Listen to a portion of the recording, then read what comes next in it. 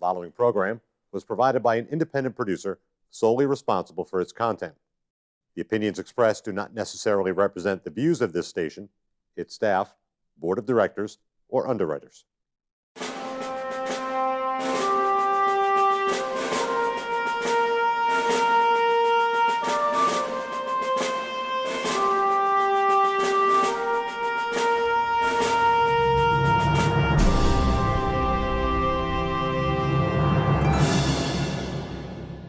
Hello and welcome to Perspectives. My name is David Schoneman. I'm your host on this program. On Perspectives, if you've watched the show before, and I hope that you have, we've taken a look at a lot of different issues on local, state, and occasionally national level.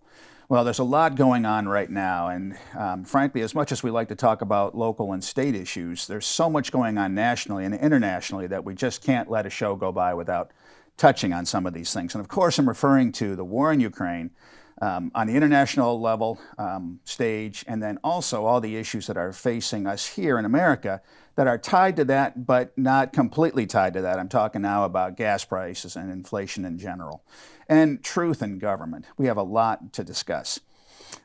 Here today with Senator Avard and with Carl Seidel, and we're going to talk about these issues, and hopefully you'll learn something here and be prepared for the next election that's coming up this fall. Gentlemen, welcome. Thank you very much for coming in. Thanks for having us. So we started the show, we started talking a few minutes ago about Ukraine here before the show was taped. And we talked about the rally. It was a rally on the steps of City Hall this past Tuesday. Today is Friday, on past Tuesday.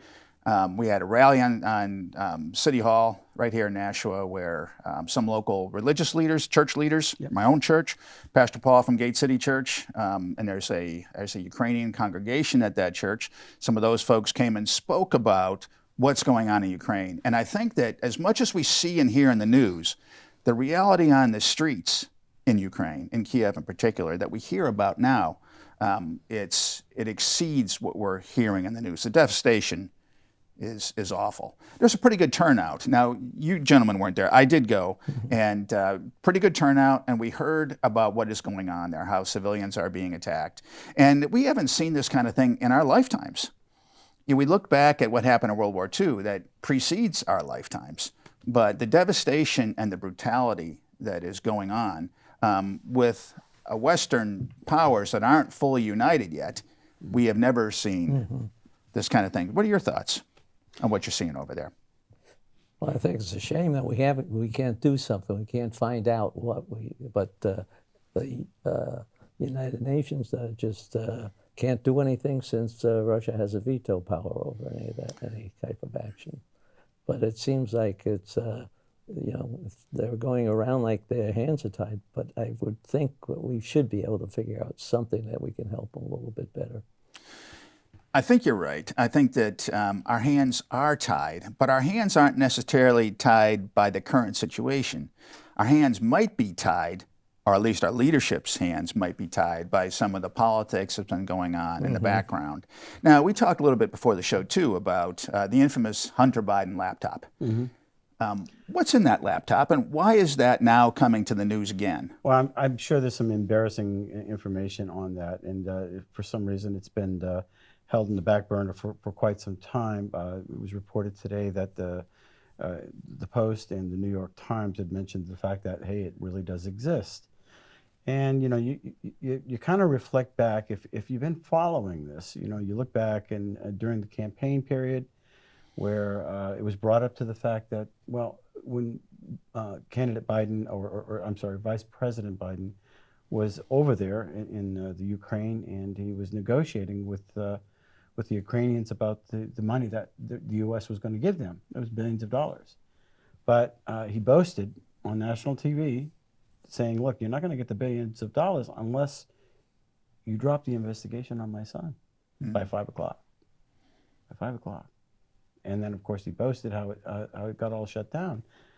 Hunter was receiving $50,000 a month for being an advisor on some type of consultant on something. And of course, it was also reported that he received $300,000 from an oligarch in Russia. Couple all that together with the fact that now we have the war, and it seems as though he's been slow to lead. And, it just causes you to think, well, what's going on here? Well, not only Ukraine, he had agreements with people in China too. In China. And one of the things that's really troubling is that he is, it was reported that he basically shared our intel with China. President Biden did. Yeah, President Biden. And now China is, of course, cozy with Russia. And to make matters just really just, I don't know what the word to use. It's just what's going on here. Why are we letting Russia negotiate our nuclear deal with Iran? When, especially with what's going on, President Biden called him a war criminal, and yet he's allowing them to negotiate a deal with Iran on their nuclear deal, and then Iran bombs next to our embassy in Iraq. Right. And you're scratching your head thinking, what's going on? So, and Saudi Arabia now is saying, well, we're considering using the China's currency over America's currency. And you know as well as I do that if that happens, that is going to be a bombshell to our economy. A huge bombshell. What is going on? Where is the leadership? So these things are all, into play. At the same time, when he gets into office, he shuts down the Keystone Pipeline, the drilling in Alaska or in our national parks, and he gives the green light for Russia oil, for China, not for China oil, but for Iran oil, and Saudi Arabia oil. And he's begging OPEC to produce more. He gives up our reserves, so it gives us a temporary relief on some of our, but Very little. Very little. So that's our emergency in case something bad happens. Yeah, Trump was refilling those reserves, Yes. by the way, Yeah. and Biden is depleting them. And you're absolutely right. He has given away all of this control, and now we're seeing that he's not doing anything really about Ukraine. He's sending some aid, but he even blocked Polish MiGs. These aren't U.S. F-16s from going. It's Polish. They're Russian-built airplanes that we don't own. We have nothing to do with them.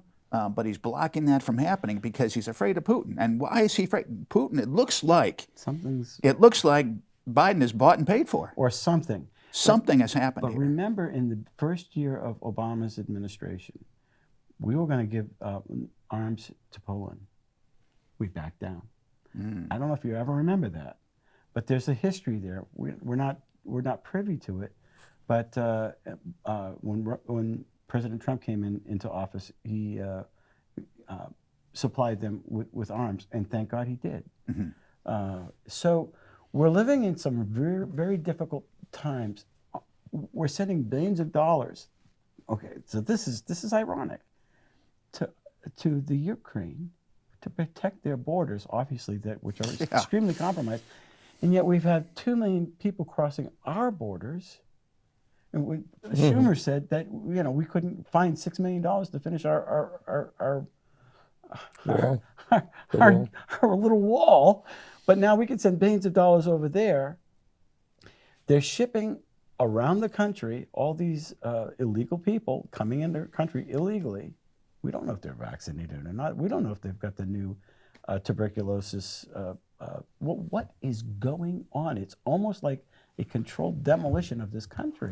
It's like a controlled demolition of this country. Something is definitely something's definitely happening on some level that is consistent, because we look at what's going on in Ukraine and we're not providing the real kind of defensive support that President Zelensky is asking for, that we had the capability of providing. We're not providing that. As you point out, we're opening our borders and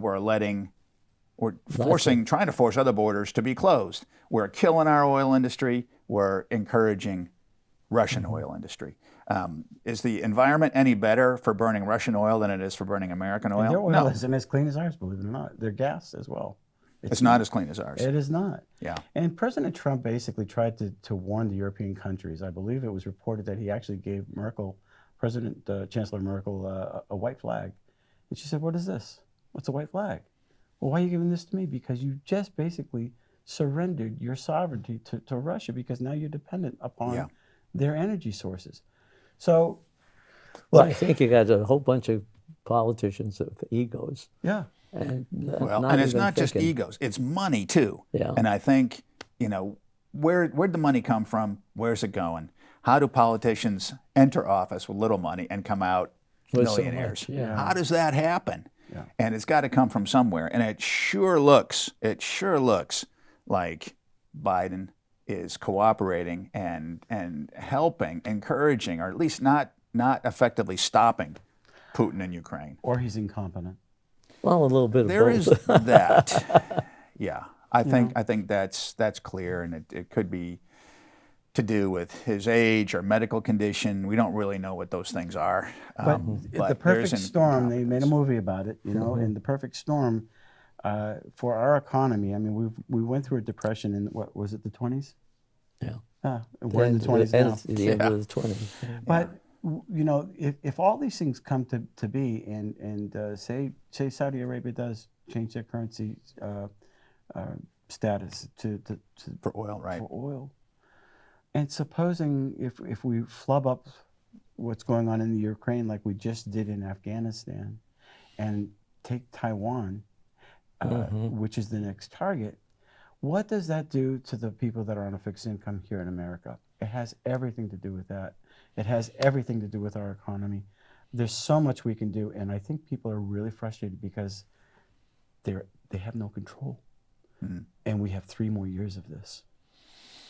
It's something that people are pondering, and they're lashing out. You can see people are on they're ready to fight. They're ready to brawl. You can even look at the road rage out there. Yeah. But crime is increasing. Our country is at a crossroads, and we've got to really look internally as to, are we willing to accept the truth on these things? Where is the media? Where's the media on this? Why aren't they exposing this? Why is it all of a sudden now coming out when this information has been out forever? It makes you wonder why. I mean, because I think the Hunter Biden laptop, for instance, what was going on, the money from Russia certainly was not being directed to Trump. It was being directed to Biden and his family, and perhaps others. Have you seen any of his paintings? Yeah. Again, it's like, Yeah. come on. Yeah. Come on, what's going on here? So this was ignored 2 years ago for the purpose of furthering the Biden candidacy. That's why it was ignored. So what's happening with the media now? Are they eating their own? Are they ready to give up on this guy? I think they're getting nervous. And I think, what are we going to do? You can't hide this forever. And the country is ready to turn. Maybe the elections will allow them to get a balance in our Congress and in our Senate. So maybe Dr. Fauci, maybe he's not exactly what he said he was. Maybe there should be investigations on the other side. Yeah, well, they investigated Trump and there was nothing there. Right. There was nothing there, but it seems as though if you can't win, you set up these smoke screens. Yeah, you But deceive. You can't win, you deceive. It's called projection. Accuse the others of what you're doing. And now there's a lot of harm, and I don't know how we're going to dig out of this. I don't know either. I do all the food shopping. So I've been stocking up on certain foods, and I go to Costco, and I buy the mayonnaise because Tracy loves the mayonnaise. $6.49 or something like that. Now it's $8.49. Yeah. The coffee that I like was $9.99 for a 3-pound thing. Now it's $13.99. You got the gas prices that are going up. That is going to, over a period of time, that's going to just like stifle everything. Interest rates have to go up. And they went up. Right. Right. The Fed announced a raise. I'm not sure how much they raised it, but they did announce a raise, and they're probably going to do more. But you're absolutely right. One of the first rules of economics is you cannot spend the same dollar twice. It sounds simple, but it's a profound rule of economics. And what that means is as these prices go up, you don't have money left over. It doesn't magically reappear in your bank account for the other things that you would prefer to do. So if coffee and beans and eggs are all going up and gas is going up, then maybe someone's not buying a new car, not taking a vacation, or not going to. But the federal government's still ready to spend more and more money. And they are, and that's another problem. So Biden doesn't even, not only his inability to handle it, he doesn't have any people behind him to back him up. Yeah. I saw something on Facebook recently. I don't look at it a lot, but it was attributed to Karl Marx, I think, or Lenin or something like that. It had said the way to crush the bourgeoisie is to hammer them between the two sides of high taxes and high inflation. You're taking the money on both sides. You crush them in the middle. And right now we're going to have high taxes. We know we're going to have that in Nashua with the spending. And it's not just, not just on the federal level. There's state spending, which I think you guys are doing a good job, but there's also local spending. And Nashua, we're not doing a good job. So there's the high spending, and it has to come from somewhere. So that means taxes are going to have to go up. And there's inflation, and our salaries, if we're on fixed income, that money does not magically reappear. And if we spend those dollars on those things, it doesn't magically reappear to spend the dollars on the things that we need for survival. And your portfolio that you've invested in over these years, how are they doing? Yeah. That's at risk as well. But speaking of taxes, the Representative Klee here in town, she tried to kill our tax spending cap. Fortunately, it was defeated. It came out of committee. It passed. So some people just were hoodwinked by some sad sob stories. But remember, Nashua, we voted for this cap, this spending cap. Why? So that our politicians couldn't spend us into oblivion without some type of transparency. And yet, Representative Klee tried to get rid of that, and you wonder why. Why? I mean, what are you trying to do? Are you trying to make us prosperous? Are you trying to spend us into oblivion? And that's concerning. But fortunately, in the House, they defeated it. I'm pretty sure I would have got it defeated in the Senate if it got that far. Well, I'm glad it didn't get that far, but you're absolutely right. And actually, the rule change is very slight. A budget can be approved, if it's within the cap limits, a budget can be approved by a simple majority. With 15-member board, that's only 8. You have 8 votes to 7 to approve a budget. If it goes over the cap, you need 10 votes. You just need 2 more votes. So why would you not want that? Why would you not want Exactly. it? Because you feel that somehow you're losing control of the board, and you want to make sure you can pass that big spending budget with only a simple majority. And the taxpayers at home should understand that those 2 votes, it's not a fireproof wall. It's just 2 extra votes on the Board of Aldermen that provide a little bit of protection. When I was on the board, when I was still on the board, we circumvented the cap. The mayor circumvented the cap. And that's what led to all of this. There were court cases, which I think should have gone the other way. And then, of course, legislation that you folks have put through that Klee wants to reverse. SB 52. Tried to reverse. But our budget still passed with 10 votes at that time. And so the spending was approved. There were the votes. And the Nashua ordinances, we have the ability to override that cap if we need to. Yeah. But it's just a 2-vote buffer, and it's not a lot. That if you need to really is like, well, we've got an emergency here. Right. We've got something.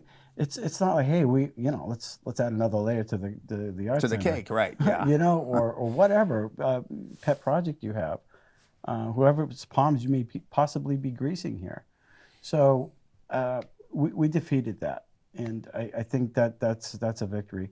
I know that we wanted to talk a little bit about the what was it, the vetoes coming up here. Yes. Now, you told us about a veto regarding the redistricting. Yeah. The governor vetoed. We talked about redistricting a few weeks ago on the show, and you mentioned that it was very fair. It didn't give advantage to one side or the other. It was really right down the line. Yeah, I think Senator Gray is really, and I think he's being attacked unfairly.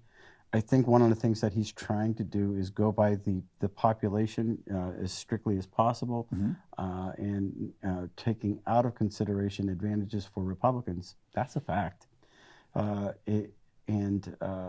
Basically going by, well, this is the amount of numbers that you have to have in this district, and so we're going to try to make it so that every district has an equal opportunity, rather than, well, this community has, more of a homeless population or other considerations that may try to change it one way or another. But the one that the governor vetoed has to do with the congressional district. And this is what the House drew up, not the Senate. We didn't draw that up. But so I'm really not sure where we're going to go with that. I know he says that this isn't what New Hampshire is. It's not how we look. So maybe he could come up with one. I don't know. We were kind of like scratching our heads, like, so what do you want us to do with this? You vetoed it, but where's your plan? Do you have one? He doesn't make note of what is the problem, Right. you know, other than it's just looks different.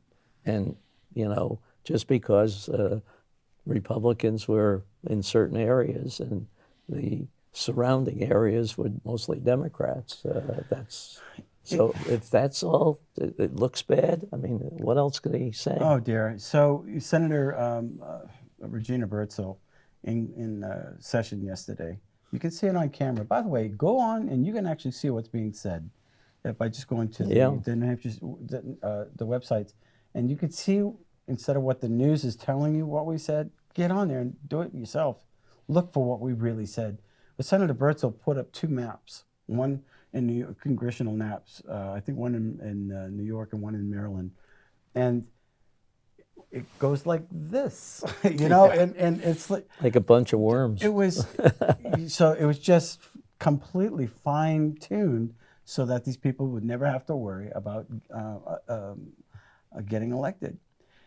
You know, in Massachusetts, these guys don't have to worry about they don't have to do any gerrymandering. Well, they don't have to actually even talk to the constituents. They don't have to do any kind of constituent work. They don't have to worry about it unless they get a primary, because it's all worked out in such a way that you know, these people set themselves up as kings. So what we've tried to do is have a map that was drawn up by population, and one says, well, it leans more Democrat than Republican. Well, and of course our Democrat friends are saying, well, that's not fair. We want it all. You know, we want both Senate seats and both House seats. Anything other than that is that's not fair. So, you know, that came as a surprise. I'm really not sure where we're going to go from here. If we don't settle it, the courts will. Is there a deadline for when this has to be settled by the courts or by? There's no real deadline except that Will you're it going to affect this live fall's with what you election? have. Yeah, well, deadline is basically when session's over or something. I'm really not see. sure. We can suspend rules if necessary. Yeah. But So Well, they if- can if always this isn't call them back resolved- for a special session. Yeah. We'll just stick with our old districts for this coming election? It's not set yet. it's not that. Yeah. There must be some time period where it'll be too late to change them. You know, like because they got to print the ballots and everything. Sure. So I would think sometime in July or August, the latest, Yeah. We're still. because there's a September primary that they're going to do. That's right, for some September places. primary. The Sununu Center is an issue as well. Obviously, there were some abuses going on there, and apparently the House approved the $100 million settlement for some of the sexual abuses that were going on at the Sununu Center. We're still in negotiations on, or did we pass that one? No, we did pass it. We passed the bill. Senator Daniels had worked on it quite a bit. But so we're probably going to have a solution. I think what we were struggling with was the deadline on when to get it built. Yeah, I think you were asking for almost 2 years more. Yeah, but one of the issues that we're struggling with, we don't want the kids getting shipped out of state. Right. I have issues with that. I don't think that's right. So that was another issue. That was a pretty controversial bill. Well, is that playing too on saying, and the people who are saying that HHS is just too big to manage?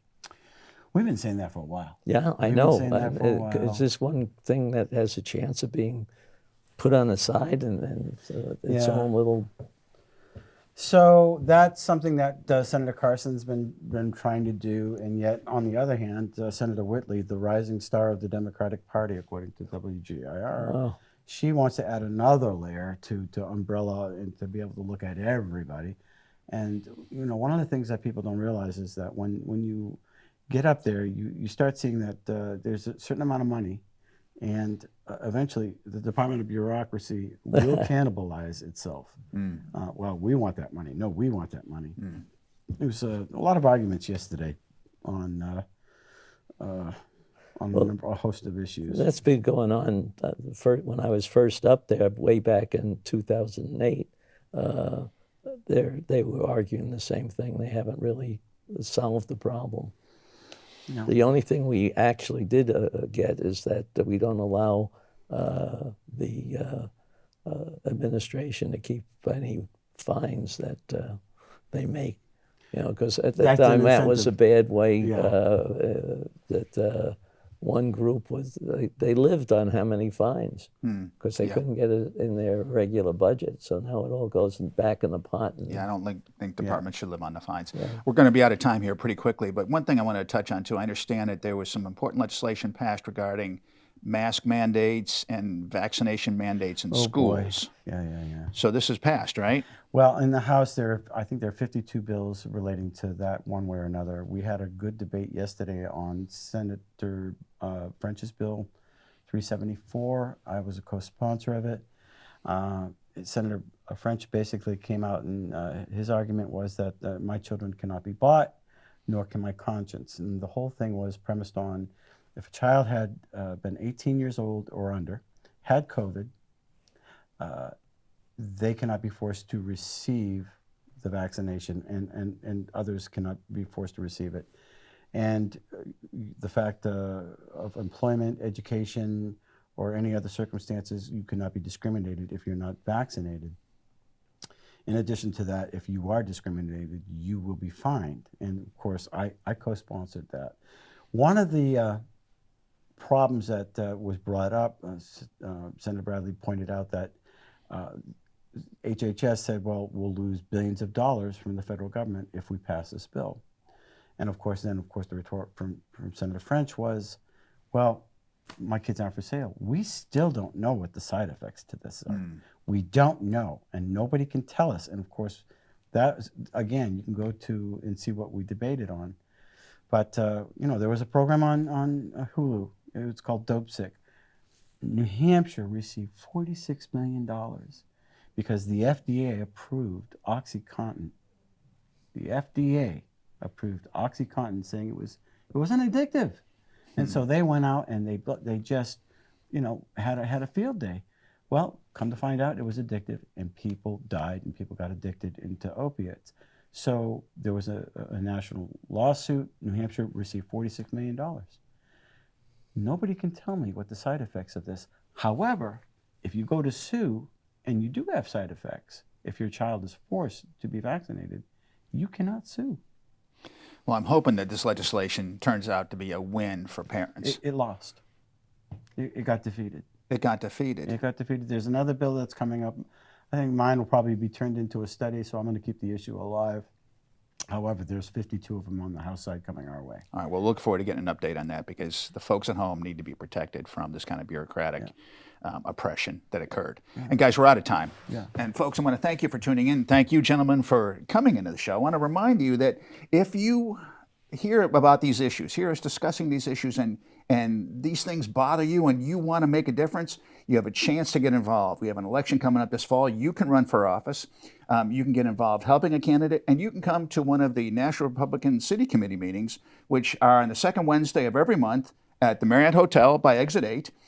Doors open at 6 and a meeting 6:30, and the meeting starts at 7 o'clock. It's a great chance for you to get involved. Also, if you like watching these videos, please hit the like button and subscribe to this channel. Thank you very much for watching, and we'll see you next time.